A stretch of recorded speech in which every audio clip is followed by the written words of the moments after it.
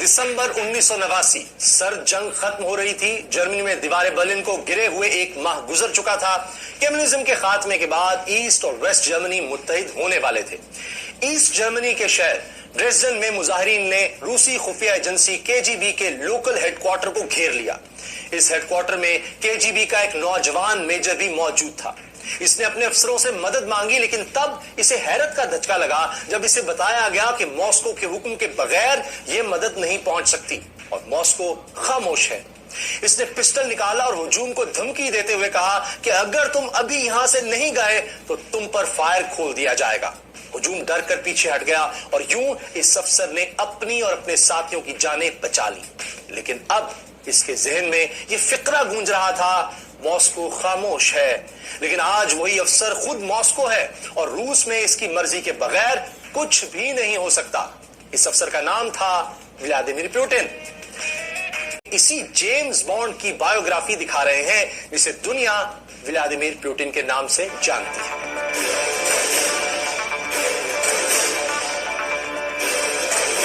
आज पुतिन रूस का सदर है, लेकिन इसके ठाठ बाट देखकर लगता नहीं कि इसने एक गरीब घराने में आंख खोली थी। पुतिन का खानदान एक छोटे से घर में रहने पर मजबूर था, जहां बाथरूम तक नहीं था और फैमिली को मोहल्ले का एक मुश्तरका बाथरूम इस्तेमाल करना पड़ता था। पुतिन का बाप नेवी में मुलाजिम था तो मां फैक्ट्री मजदूर थी। मोहल्ले के ताकतवर लड़के पुतिन की पिटाई किया करते थे और वो इस मार का गुस्सा घर में चूहों पर उतारता था और जो चूहा नजर आता इसे मार डालता। फिर इसने मोहल्ले के लड़कों को सबक सिखाने के लिए जूडो की तरबियत हासिल की और एक एक की धुलाई कर दी। आज भी आप पुतिन को कभी कभार जूडो का मुजाहरा करते हुए देखते हैं। यह जूडो इसने बचपन में ही सीखा था। मोहल्ले के पुलिस से पुतिन ने एक सबक सीखा कि दुनिया ताकतवर की ही इज्जत करती है।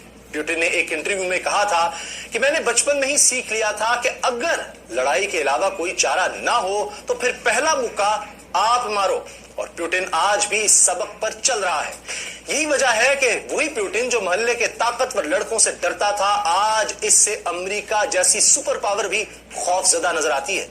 लेकिन पुतिन का रूसी सदर बनने का सफर तवील भी था और मुश्किलात से भरपूर भी। जब पुतिन ने होश संभाला तो रूस नहीं बल्कि सोवियत यूनियन या सोवियत रूस कहलाता था। मशरकी यूरोप और सेंट्रल एशिया पर इसका कंट्रोल था। पुतिन ने तालीम तो वकालत की हासिल की थी, लेकिन सोवियत यूनियन में कानून से ज्यादा केजीबी की इज्जत थी। जी हाँ, सोवियत रूस की वही मशहूर जमाना खुफिया एजेंसी जो अमेरिकी CIA के मुकाबले पर खड़ी थी। केजीबी इतनी ताकतवर थी कि सोवियत रूस के बड़े बड़े लीडर भी इससे डरते थे। ये एजेंसी अमेरिका के लिए जासूसी का इल्जाम लगाकर किसी को भी पकड़ सकती थी और मार भी सकती थी। पुतिन ने वकालत की प्रैक्टिस में वक्त जाया नहीं किया और सोवियत रूस के इस सबसे ताकतवर इदारे को ज्वाइन कर लिया। लेकिन पुतिन के केजीबी में जाने की वजह सिर्फ ताकतवर बनने की ख्वाहिश नहीं थी, इसकी एक फिल्मी वजह भी थी। पुतिन जब टीनेजर था तो इसने एक फिल्म देखी जिसका नाम था the shield and the sword. इस फिल्म में हीरो ने एक रूसी सीक्रेट एजेंट का किरदार अदा किया था जो हिटलर की फौजों को शिकस्त देने में अपना किरदार अदा करता है। पुतिन इस फिल्म से भी मुतासिर हुआ और सीक्रेट एजेंट बन गया। पुतिन खुद कहता है कि इसे फिल्म में इस बात ने बहुत मुतासिर किया कि कैसे हजारों लोगों की जिंदगियां एक जासूस के रहमो करम पर होती हैं। केजीबी में भर्ती होने पर पुतिन इतना खुश था कि वो एक रेस्टोरेंट में गया और खूब पार्टी की। 1975 में जब पाकिस्तान में भुट्टो और भारत में इंदिरा गांधी की हुकूमत थी तो उस वक्त नौजवान पुतिन केजीबी का एक छोटे लेवल का अफसर बना। और जानते हैं केजीबी में इसकी जिम्मेदारी क्या थी? पुतिन को गैर मुल्कियों की निगरानी, सियासी मुखालिफिन को कुचलने और काउंटर इंटेलिजेंस यानी दूसरे मुल्कों की इंटेलिजेंस एजेंसियों का मुकाबला करने वाली टीम का हिस्सा बनाया गया था। 1985 में पुतिन की पोस्टिंग ईस्ट जर्मनी में की गई। इस जमाने में जर्मनी एक मुल्क नहीं था। दूसरी जंग अजीम के बाद सोवियत रूस और अमेरिका ने जर्मनी को तकसीम कर दिया था। ईस्ट जर्मनी पर सोवियत रूस का कंट्रोल था और वेस्ट जर्मनी आजाद लेकिन अमेरिका का इत्तेहादी था। हत्ता के जर्मनी का दारुल हुकूमत बर्लिन भी तकसीम था, जहां रूस ने दीवार बर्लिन तामीर कर दी थी ताकि ईस्ट जर्मनी के लोग वेस्ट जर्मनी ना जा सकें। ईस्ट और वेस्ट जर्मनी CIA और KGB के एजेंटों का अखाड़ा बन चुके थे और इस अखाड़े में पुतिन جہادی ادارے اور بہت تجربہ حاصل کیا۔ پیوٹن یہاں ایک ٹرانسلیٹر کے بھیس میں کام کر رہا تھا، تاہم ایسٹ جرمنی میں پیوٹن نے جو کچھ کیا وہ اتنا خفیہ تھا کہ اس بارے میں کبھی درست معلومات سامنے ہی نہیں آئی۔ پیوٹن خود بھی اس بارے میں کچھ نہیں بتاتا۔ البتہ کچھ ماہرین کا اندازہ ہے کہ پیوٹن ایسٹ جرمنی میں آنے والے ٹورسٹس کو KGB کے لیے بھرتی کرتا تھا۔ وہ خفیہ مشنز پر ویسٹ جرمنی بھی جاتا تھا، دوسرے ملکوں خاص طور پر نیٹو کے فوجی راز اور ٹیکنالوجی چرانے کے ساتھ ساتھ ایسٹ جرمنی کے سرکاری افسروں کو بھی KGB کا ایجنٹ بنانے میں پیوٹن کا ہی ہاتھ تھا۔ ایجنٹ بنانے میں پیوٹن کا ہی ہاتھ تھا۔ لیکن یہ بھی کہا جاتا ہے کہ پیوٹن صرف خفیہ ایجنسی کی میٹنگز اٹینڈ کرنے اور رپورٹیں لکھنے کا کام کرتا تھا اور اس کا کوئی بڑا رول نہیں تھا۔ پیوٹن کا لکھا ہوا ایک خط آج تک محفوظ ہے جس میں اس نے اپنے ایک مخبر کے لیے ٹیلی فون لگوانے کی درخواست کی تھی۔ پیوٹن کا ایسٹ جرمنی میں کوئی بڑا رول تھا یا نہیں تھا، لیکن اتنا ضرور ہوا کہ KGB کی ملازمت نے پیوٹن کا مسٹری مین والا امیج بنا دیا جو آج تک برقرار ہے۔ لیکن پیوٹن ایسٹ جرمنی میں صرف جاسوسی ہی نہیں کر رہا تھا بلکہ وہ ایک اور چیز بھی سیکھ رہا تھا۔